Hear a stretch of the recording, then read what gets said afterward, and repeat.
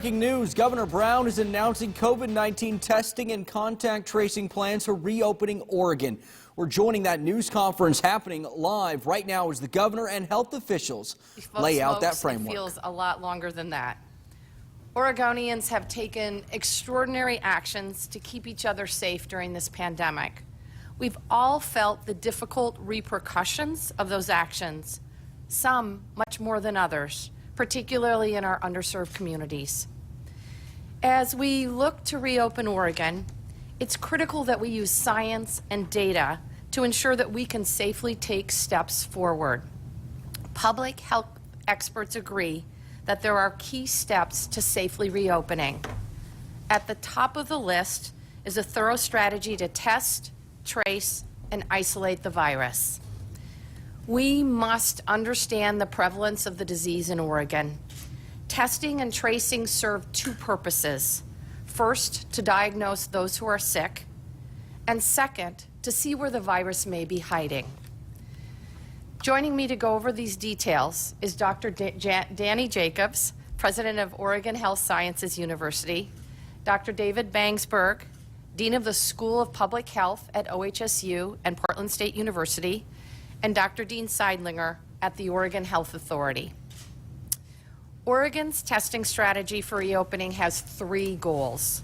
Number one, testing should be available for any Oregonian showing symptoms of the coronavirus.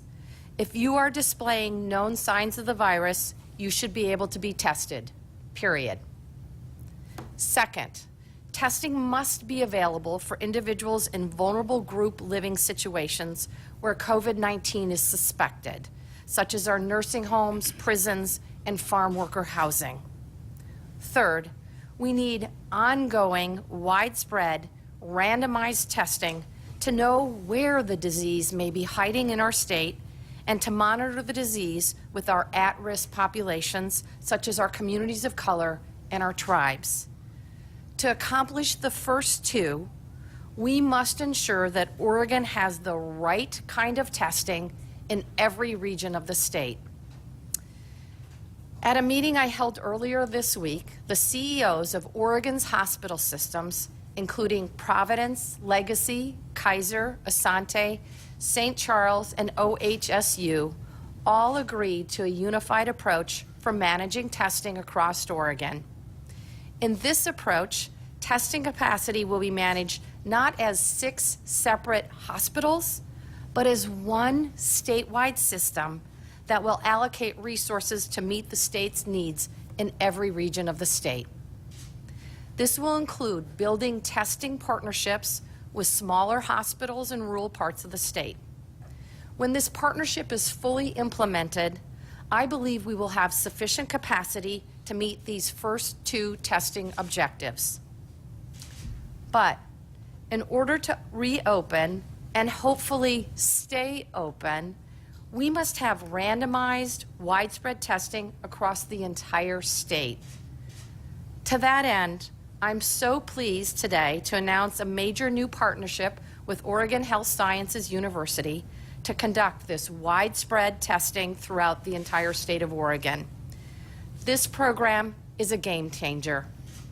It will give us a more accurate understanding of the true rate of infection in Oregon and to have ongoing precision monitoring of any new outbreaks. The program is called Be the Key. A random sample of Oregonians will be invited to voluntarily participate. Ultimately, the program will enroll 100,000 volunteers. If you are one of those being invited to participate, I ask you to heed the call. We are all in this together, and together we can be the key to beating the disease. I will let OHSU speak to the particulars, but this tool is a critical piece in the puzzle of Oregon's testing strategy moving forward. In addition to testing, we have to let people know if they have been unknowingly exposed to the virus. This is called contact tracing. We contact trace in order to contain the disease from spreading quickly and widely. Our public health professionals are trained to do this, and we will be staffing up to cover every region of the state. Our goal is to train at least 600 people, including our community health workers, to build out this statewide team of professionals. This team will know how to listen and will be bilingual and bicultural so they can understand the people they are talking to. People who may be worried or scared that they've been exposed to COVID-19. We know that tribes and communities of color are especially vulnerable to the virus, and we will make sure that we have the contact tracing capacity to engage with these Oregonians in culturally specific ways. These workers will provide people who have been exposed to the disease with information and support to understand their risk and what they should do to isolate themselves from others, even if they themselves don't feel ill. With this overarching strategy of testing and tracing in place, we will safely be able to begin the process of reopening Oregon. Make no mistake, physical distancing will remain a part of our daily lives until we have the security of a vaccine or treatment for the disease. I want to be clear that we will not be able to open Oregon quickly or in one fell swoop. This process will happen much more slowly than any of us would like. However, in certain parts of the state, we see almost 0 cases and few hospitalizations. It is my hope that some counties or regions could have the ability to begin the process of reopening as soon as May 15th. My team continues to work with counties across the state on the criteria for reopening. It is my hope that through our combined and joint efforts that we can continue to combat this virus together, because we are truly all in this together. And with that, I'm going to turn it over to Dr. Dean Seidlinger. Thank you very much, Governor Brown. Oregonians have come together and we've flattened the curve. We've stayed home, we've saved lives, and now we can consider how to safely reopen Oregon. People have made incredible sacrifices with these community mitigation measures we have in place. There have been people who've lost their jobs, their income. It's had an incredible impact on small businesses and large businesses. And these economic impacts impact people's health. But the actions we took have prevented 70,000 infections here in the state and 1,500 hospitalizations. And we need to be proud of Oregonians coming together to achieve that. I want to talk about some of the details that Governor Brown outlined and how we are considering safely reopening Oregon based on the research and the data in front of us. Our public health parameters on how the disease is behaving, our strategy to expand testing, how we will work to isolate new infections so that they don't spread it to others. But I also want to underscore that the strategy is not without risk. Our projections show that the disease will increase in Oregon as we open up, that more people will be hospitalized and possibly even die. So we need these measures in place to mitigate that, and everyone will still have a role to play to keep us all safe. So what are we looking for? We want to see a slowing of the spread of this disease in the state. We'll continue to monitor folks presenting to the emergency departments with symptoms consistent with COVID. We will continue to look at our average number of new cases so that we can make sure that our public health capacity and our local and tribal public health departments, and with support of the state, can continue to investigate and manage those cases. And we want to make sure that our hospitalizations, the people who are sickest with COVID-19, are going down, so that we know that our hospital capacity will exist to care for the Oregonians who do get sick and the Oregonians who continue to need our hospital system for other care that hasn't stopped just because of this global pandemic. We know that we need to have the resources there, and public health has been doing a great job here in Oregon Our local public health authorities, our tribal public health partners continue to investigate cases, continue to support those individuals and their families throughout this situation. And we know that we will need additional people and resources to make that happen over the months and potentially even longer to come while we wait for a vaccine that can prevent this disease. As you've heard, testing is key to our strategy, and testing has been gradually increasing throughout the state. The guidelines of who gets tested in Oregon have continued to evolve, so we make sure that those at highest risk for the disease and those who are most likely to be exposed to the disease in hospitals, congregate settings, and elsewhere get that testing. And as the capacity has increased, we've expanded who should be tested and are now recommending to providers that if they see someone in front of them with mild symptoms of COVID-19, that they test that individual so we can identify if they have the disease or not. Those symptoms would include cough or shortness of breath or difficulty breathing, or at least two of the following symptoms: fever, chills, repeated shaking with chills, muscle pains, headache, sore throat, or new loss of taste or smell, which we know is a unique symptom that comes up with this virus.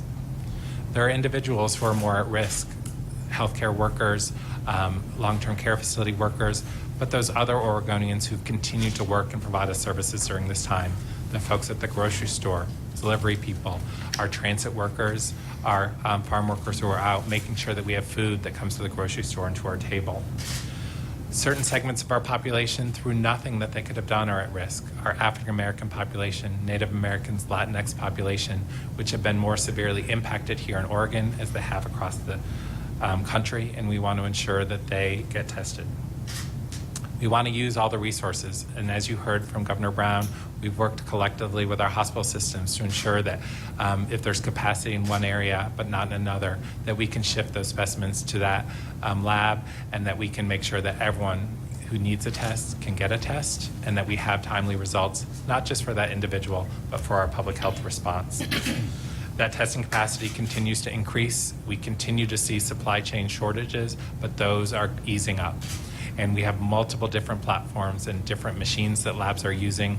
So we hope, and we haven't seen them all go down at once, so that we know with this unified front, we can move forward more comfortably together. The number of tests performed per week, we think, is about 15,000 right now is where we need to be. But that's not the baseline forever. And as more people move about and we test more people with mild symptoms, that number will need to increase over the coming weeks. And we feel that we have the capacity right now to do that. And with our capacity, with our commercial lab partners and others, that we will continue to increase that capacity, but we want to do so methodically. And that's why you've seen the evolution of our guidance. We are going to have some of those tests set aside for our public health investigations in long-term care facilities, congregate settings, our Department of Corrections facilities, as well as some surveillance activities that'll complement some of the activities you're going to hear about today, as well as some of our other academic partners. As you heard, we need the ability to trace, to contact everyone who has the disease, identify who they may have been in contact with that could potentially be infected, and work with them so that they can safely stay home, have the services they need, and reduce the spread to others. We won't eliminate the spread of COVID-19 in Oregon, with people being able to infect others before they have symptoms, or even those who never have symptoms, but we hope to slow it as much as we can. Our modeling has shown us that right now we've decreased transmission in Oregon by about 70%. And that isn't because of the people sitting at the table. That's because of all of you coming together and making sacrifices. So as we open up and people start going about more and returning to some sense of normalcy, we know that there's going to be an increased risk of spread. We hope that with our tracing and testing and investigation, by isolating people at home who are sick, and quarantining those who are home who may have been exposed, we can prevent the spread and not see a surge that may overwhelm our healthcare system. All of us working together, our physical distancing really has worked. The sacrifices we made are tremendous, and we will work together as a society to overcome those so that we can mitigate the impacts that this has had. We know that our infections will go up, and we hope to be able to control that. And that's why it's vital that the state and our local partners and our tribal partners continue to implement our testing and contact tracing strategy effectively, that we work together as one. but it's important that all of you have a part. That if wearing a face covering is recommended, that you do that to protect those around you, that we try and stay 6 feet apart, that we hold off some of those trips and vacations that we were planning until we have this disease under control and we have a virus, and together we'll get through this. And I'd like to turn it back over to Governor Brown. Thank you, Dr. Seidlinger. With that, I'm going to turn it over to Dr. Jacobs. Well, good morning, everyone. Thank you, Governor Brown, for your support and your leadership, and to you, Dr. Seidlinger, for your expertise and continued partnership as well. So COVID-19 has presented medical professionals, healthcare experts, data scientists, and social scientists with a career-defining challenge. As a society, we have experienced few things as devastating as the widespread impact of this disease. Some have described it as a once-in-a-century event. There really is no complete rule book for this disease. We're learning as we go, making informed decisions based on best practices, proven science and research, and real-time data being collected every day. With a lot of hard work, as you have heard, Oregon has successfully flattened the curve, and we should be proud of our state for taking swift action, as well as our health systems for great collaboration. However, our work is not finished, and we must proceed with extreme caution, in my opinion. If we move too quickly in resuming our pre-COVID-19 lives, we put ourselves at increased risk of a secondary or second wave of infection. OHSU is proud to partner with the state of Oregon, the Oregon Health Authority, and the OHSU PSU School of Public Health on a plan to help get Oregon back to our new normal while paying very close attention to the risk of future COVID-19 outbreaks. This key to Oregon study will allow us to better understand where the disease is located, how common it is, and how it might be transmitted around the state. This is information, as you've heard, that will be collected in real time, and it will provide useful information that will help get people back to school more safely and back to work faster. And as you've heard, it is very important to note that this effort could help us prevent or decrease economic and social harm by collecting information about COVID-19 in vulnerable populations and communities. So as you heard, this study has two main components. The first is symptom monitoring and surveillance and tracking of 100,000 Oregons who will be selected at random, and we will make sure that the state's ethnic, socioeconomic, and geographically diverse citizens are appropriately represented. The second component, as you've heard, is testing. So people who are selected to participate will receive an invitation starting the week of May 11, and again, participation is strictly voluntary.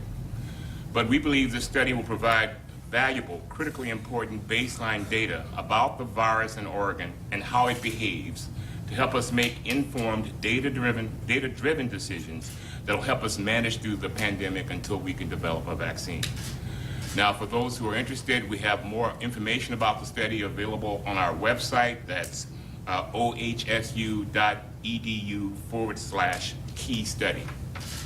So I'd like to close by thanking the team of people at OHSU who worked on this project. These included our clinicians, our scientists, and administrators. But I'd like to especially acknowledge the tremendous efforts of Dr. Bainsberg from the OHSU PSU School of Public Health, who was the principal architect for this proposal and also heads OHSU's COVID-19 task force. We'd also like to recognize the contributions of Dr. Brian Drucker, head of the Knight Cancer Institute, as well as the principal investigators on this study, Dr. Jackie Shannon and Dr. Paul Spellman. I think I should also call out our chair of pathology at OHSU, Dr. Hansel, as well as collaborators from infectious disease, as well as our experts at our Vaccine and Gene Therapy Institute. Finally, we'd all like to thank all Oregonians for their commitment to addressing COVID-19. Partnerships and collaboration have been instrumental to our success so far and will continue to play a key role going forward. So thank you very much. Thank you. Thank you, Dr. Jacobs. We appreciate your leadership and the strong partnership with OHSU. With that, unless you want to make any remarks, you're good? Okay, we're going to take questions. All right, the first question is from Claire with the phone with the Statesman Journal. Go ahead, Claire. Good morning. I have a question about testing. Governor Brown, you said that you have wanted to the 15,000 tests, or the capacity for 15,000 tests per week in order to kind of start going back to business as normal. So I have a two-part question. One, what is the current testing capacity per week? And two, how many tests are actually being conducted per week? Thank you, Claire. I'm going to turn that over to Dr. Seidlinger to answer the question. Thank you. That question was about our current testing capacity and how many tests are being done. We currently feel that with the capacity we have, we can meet the 15,000 test goal. This is amongst our Oregon State Public Health Laboratory and the healthcare partners within the state. That doesn't even count some of the larger commercial labs that we're able to tap into for surge capacity as needed. This week, we've done over 2,000 tests on 2 days, and I think that's due to the increased number of populations, or the increased populations that were included in the testing guidance last week, and we anticipate that will expand with the guidance that we're releasing today, recommending that those with mild symptoms be tested as they seek care. So, you know, our daily testing capacity has been over 2,000, has been above 1,000 and close to 1,500 every day this week. So we're nearing that 15,000 number right now. Claire, the only thing, I would just add two things. As we are moving into reopening, we're deploying different testing strategies. This is about making sure we have the right tests in the right location, and that's why the partnership with our hospital labs across the state is so crucial. Great. Thanks, Claire. Next question. Oh, just a reminder for everyone, if you're waiting to ask a question, please press 0 to get into the question queue. Our next question is from Morgan Romero from PGW. Go ahead, Morgan. Morgan, are you there? All right. We'll go next to Dick Hughes. Go ahead, Dick. Thank you. Can you hear me okay?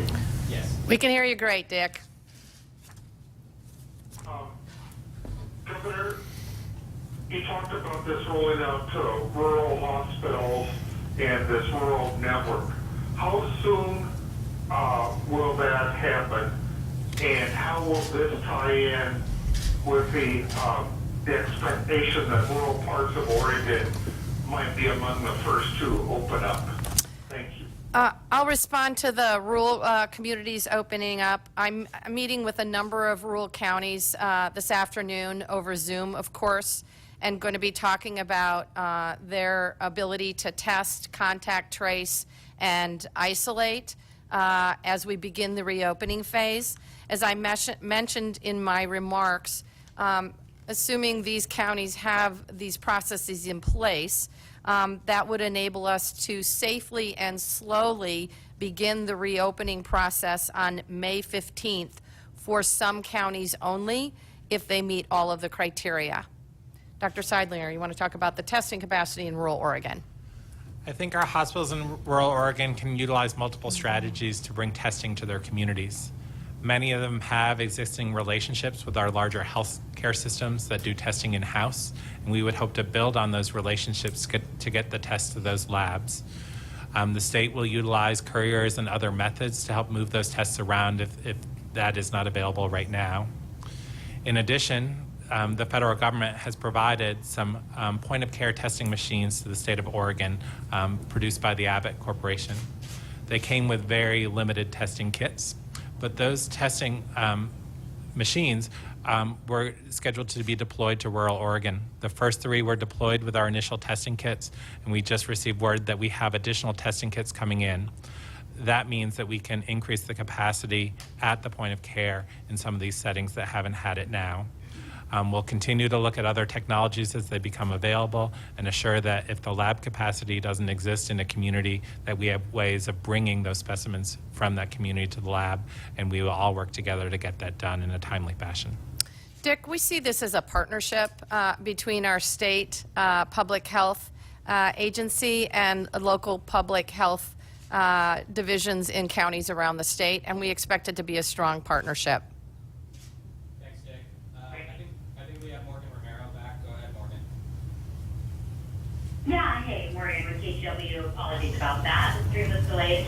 My question is, we've been talking about expanding the ability to test and then the discrepancy between that and actual testing going on. And if testing is the key to reopening and we can do these thousands of tests, where is the disconnect? And quite specifically, you talked earlier, Dr. Seidlinger, about loosening those guidelines around who can get tested when they go and visit their providers.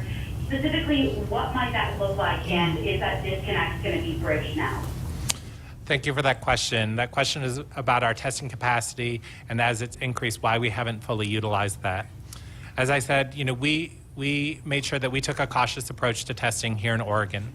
We know that there are populations who are more at risk because of their profession, our healthcare providers, those who work in long-term care facilities, because of the place where they work or live, those who are in congregate care facilities, those who work in healthcare facilities, because of their background, our African American, Latinx, Native American populations, and those other employment people who are working in places we didn't think about before this, our bus drivers, our grocery workers, and others.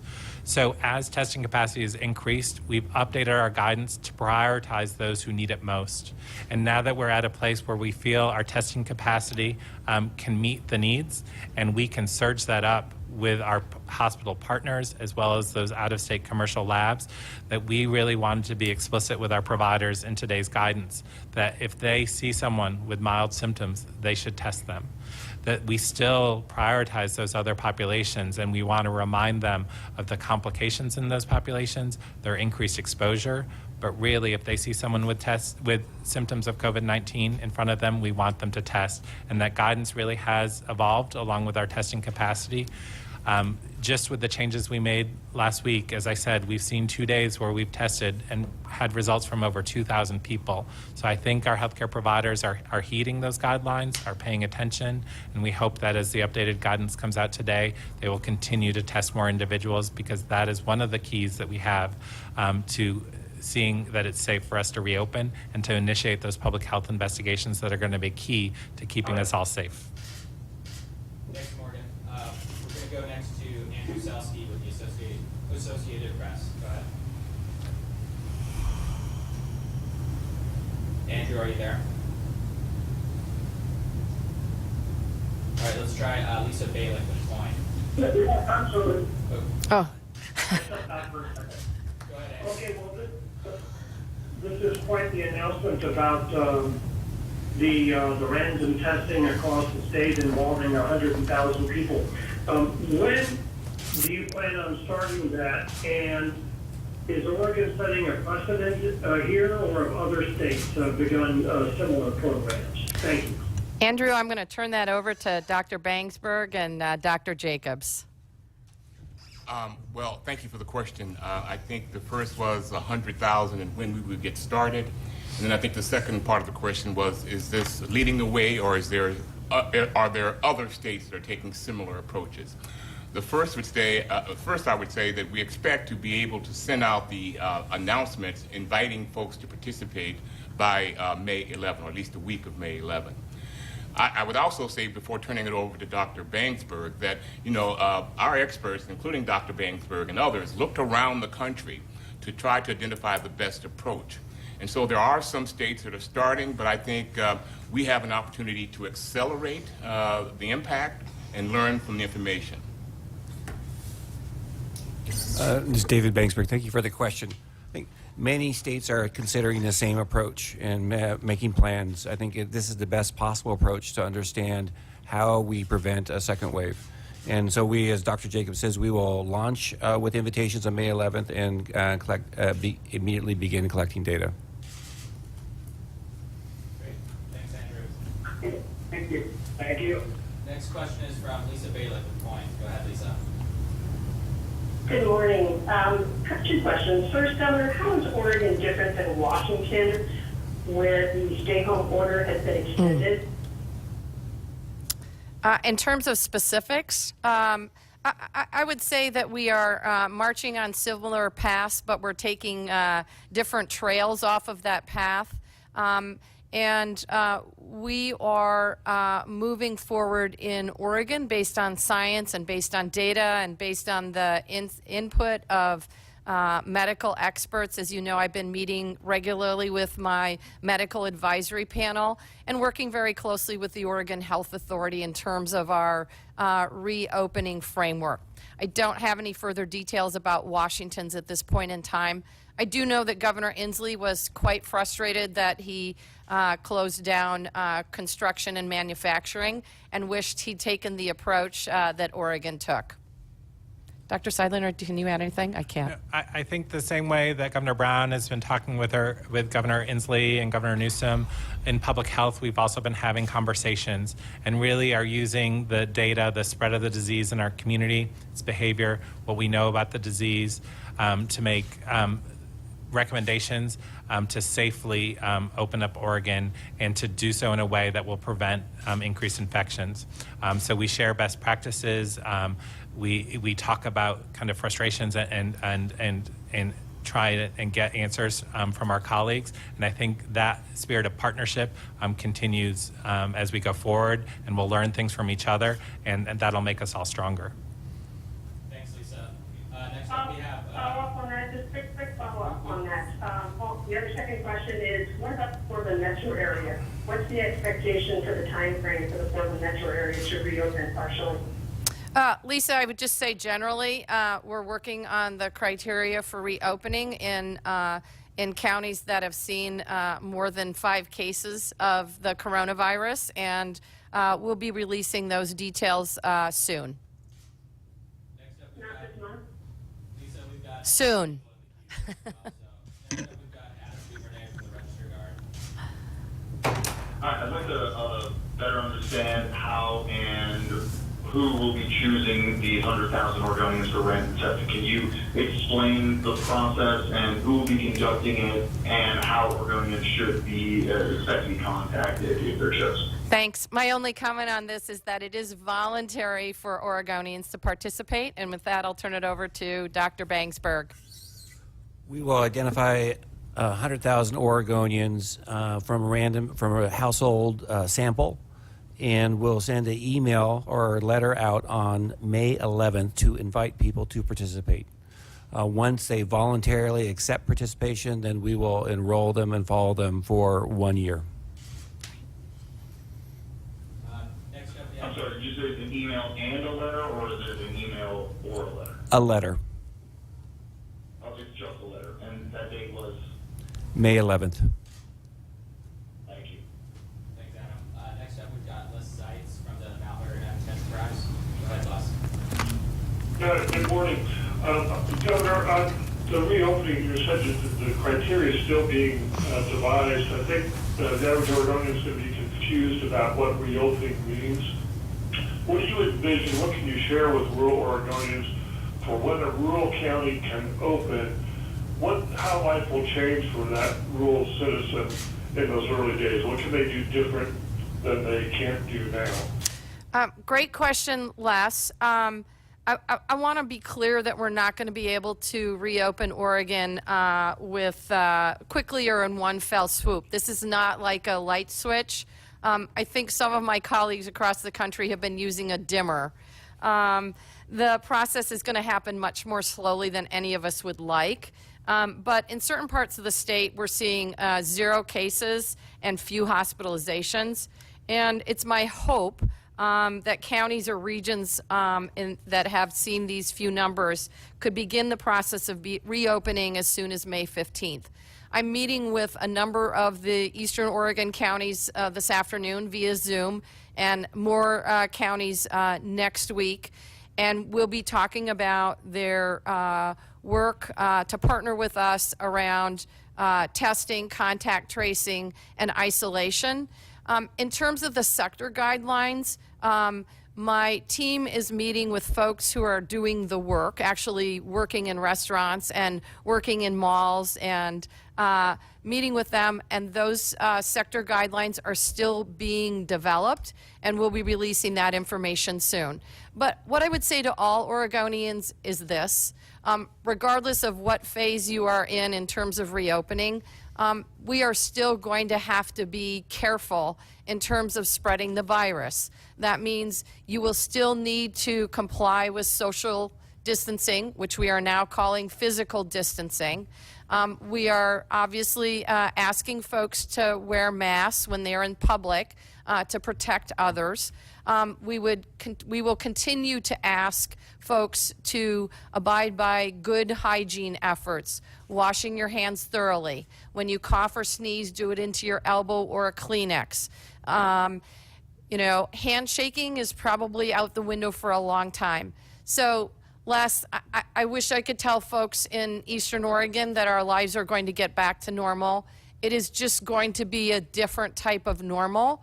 And until we have a vaccine or we have medicine, we are going to have to be extremely careful regarding the virus. Can I ask a follow-up? Go ahead, Les. So, Governor, again, this conversation is talking about the gradual reopening, but you'll be doing monitoring in all these areas. That implies there'll be a mechanism for clamping down again if a virus outbreak occurs in a rural area or any area that's opened up. So can you be clear that that will be a tool the state maintains, that you can go back to tighter restrictions as the circumstances might dictate? Yes. We will maintain those tools if we need to, obviously by proceeding cautiously and carefully and incrementally. We're hoping to not have to take steps backward. Last week when I talked about this, I talked about growing up as a kid in Minnesota, and we would go ice skating on the ponds. And you could take, as the lakes and the ponds froze over and you wanted to skate, you would be very cautious about going out onto the ice. You would take one step forward. If the ice didn't crack, if you didn't fall in, then maybe you would take another step. But if you started to hear cracking, or if things felt very insecure, you would move backwards. And that's exactly where we will be. I don't know if Dr. Seidlinger wants to add anything to that. No, I would just say, as we continue to monitor the disease today, we will continue that as we move forward. We will look for early warning signs, whether it's from our OHSU PSU study that will be sampling across the state, or the data on reported cases or who's coming to the emergency department, so that we can act quickly if we see something out of the ordinary or something that's increasing. If that's something we think can't be contained with the resources we have, we will have those discussions with Governor Brown about additional steps we may need to take, because we want to do this carefully. We want to maintain the safety of Oregonians, and we know that we're in this together, and Oregonians have shown that they can take steps and make sacrifices to prevent the spread of this disease, and we hope they'll be with us as we go forward in making some of those sacrifices. Thanks, Les. Next up, we've got Brad Schmidt with the Oregonian. Go ahead, Brad. Hi, Governor. Thanks for your time. I want to preface this by saying that we know that Oregon has a low infection rate and that many parts of the state are looking eagerly to reopen. Having said that, I'm curious if you are concerned that based on the modeling that shows infections and hospitalizations could jump, particularly at the 50% level, that if in 2 months we'll be looking back on this moment and questioning whether we should have waited to reopen, particularly in light of the fact that, our contact tracers of 600 is about half of what some national organizations say is needed, and that our testing rate of 15,000 per week is less than 0.5% of our population.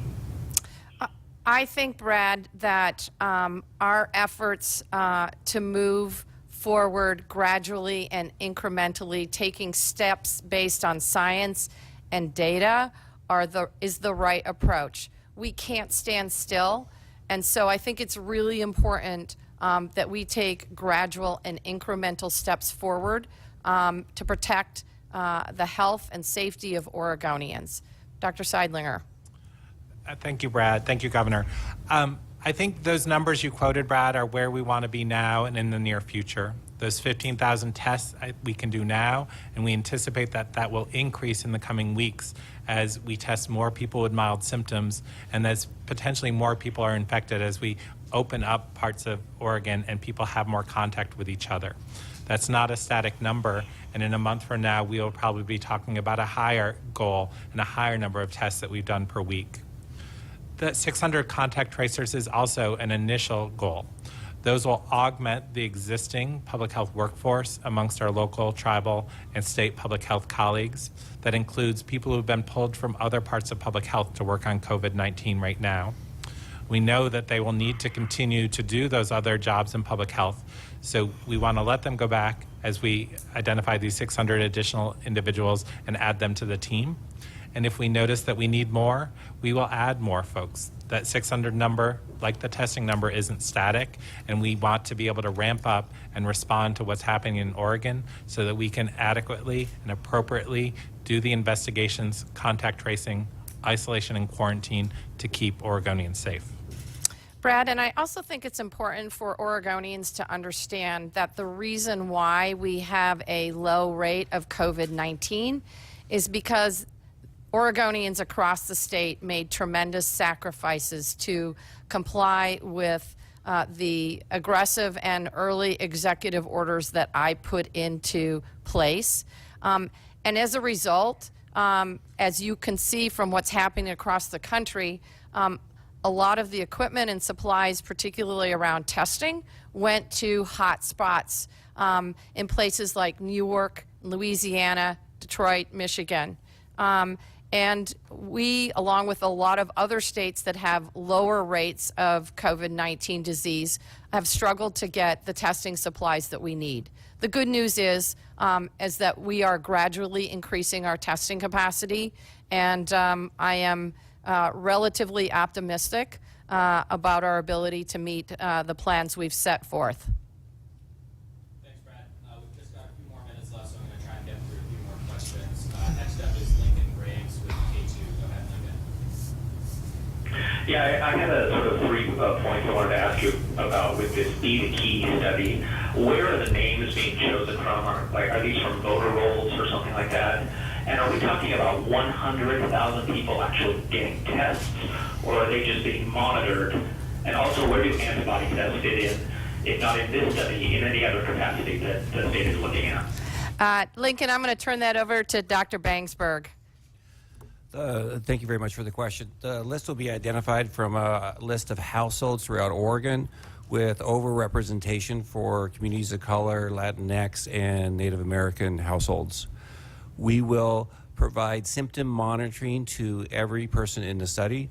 When they develop symptoms, we will provide a COVID PCR test. We will also test an additional, or follow an additional 10,000 people who are asymptomatic and provide testing for those individuals to look for asymptomatic infection throughout Oregon.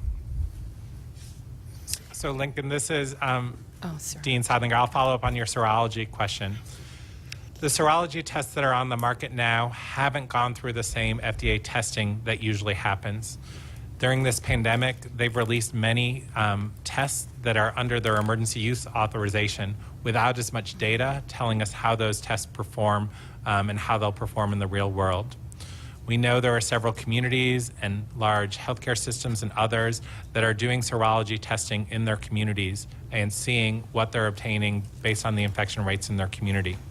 We hope to learn from that, and as the tests have more data and we know more about the validity of these tests, to be able to make recommendations for deploying them across Oregon. That will happen over time and will evolve, and it will be another tool for us. We also anticipate that as our academic partners step up additional research, that there may be some of them who are incorporating serology or antibody testing into their plans. And we look forward to having all that data, not just from Oregon, but from other communities that can help us determine how has the disease spread, who shows evidence of the antibodies, and that hopefully we can demonstrate that that evidence of antibodies is evidence of protection as well. So that'll be an evolving process, and we continue to look at the data as it comes out. But right now, it's hard to tell the validity of some of these tests with the way they've been released so quickly. So we're looking for additional data to make those recommendations. Thanks, Lincoln. The next question is a written question for Dr. Seidlinger. Fedor from the Oregonian asks, what are the state's plans for testing at long-term care facilities Will all staff and all residents be tested? All residents and staff at facilities with one more diagnosed or symptomatic cases? When do you expect to start implementing those plans? Thank you for your time. As you know, with the guidance that was updated last week and continues into this guidance, we have suggested that a degree of testing of asymptomatic individuals in long-term care and other congregate facilities should be considered. What we do know is that this disease can be spread from those without symptoms, and we know that our congregate facilities have been the hardest hit. Tragically, about half of our deaths here in Oregon, as they have been in many other communities, are from settings like this. And we need to do what we can to know about the spread of the disease in these settings and to bring resources to help prevent that. OHA, DHS, and our local public health partners have been working aggressively with these facilities to come in and do infection control, but also to do these investigations. So, currently, as we respond to each outbreak, we look at what's happening in the facility and we make recommendations based on the facility, but we have been doing testing of folks with and without symptoms in these facilities so we can see about the spread of this disease and refine our recommendations. Even if we test someone without symptoms and that test is negative, that tells us about a point in time. And that doesn't mean that they may not have the infection tomorrow or the next week. So that's why we are doing some of this testing, looking at what other states and communities are doing so we can learn how best to respond to deploy testing in these settings so that we can offer the best protection to the residents and the staff because we know these are some of our most vulnerable settings with some of our most vulnerable Oregonians. Next up, we have Dirk from OPB. Go ahead, Dirk. Hey, thanks, Governor. I just want to make sure I understand exactly which Eastern Oregon counties are you going to be Zooming with today? And I also wondered if any counties have satisfied the draft criteria you guys have put out there for opening up, which includes, sign-off from hospital officials, public health officials, and a vote of the county operating board. Has anyone actually submitted those types of materials to your office? Dirk, I'll get you, yes, those materials have been submitted to our office. At this point in time, I can't respond to whether or not any of the counties have met all the criteria. We're meeting with regions, 3 of the hospital regions this afternoon, and we'll get you the specific counties. I could probably spend a moment or two and name all of them, but I don't want to torture you. Okay, can I also ask you just, okay, yeah, go for it. All right. Do you have one more question, Dirk? I did, just really quickly. There's going to apparently be some sort of demonstration at the Capitol tomorrow. Have you offered any guidance to the Oregon State Police as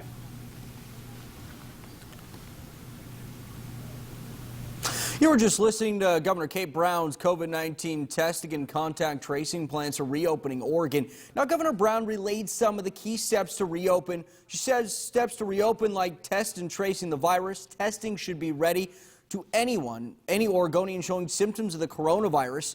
Step 2, testing must be available for people living in vulnerable care facilities and widespread ongoing random testing across the state.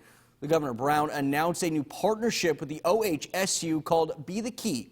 That will include randomly testing about 100,000 volunteers around the state to get a better idea of COVID-19 spread. Physical distancing, as she's calling it, which we know social distancing, will remain part of our lives until we have a vaccine. That's what Governor Brown said. Now, Governor Brown also did say that's her hope that some counties will be able to start phase 1 of reopening by May 15th. But these certain counties do need to meet certain criteria. We have all these details on our website for you, kdrv.com. But stay with us. We'll be right back after this break.